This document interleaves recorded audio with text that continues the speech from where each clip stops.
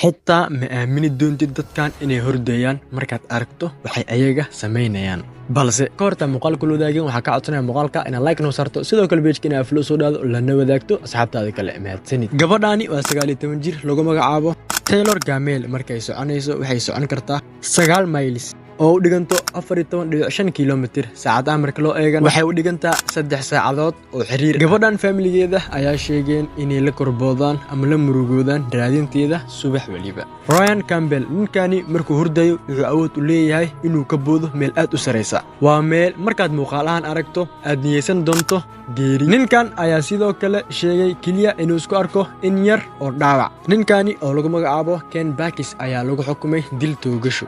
kadib marka lagu inuu kaxeeyay gaari waliba meel gurigiisa u jirta 14 mayl si uu u tago guriga sodohdiisa iyo sodogiisa waliba isagoo hurda kadibna sida uu ku tago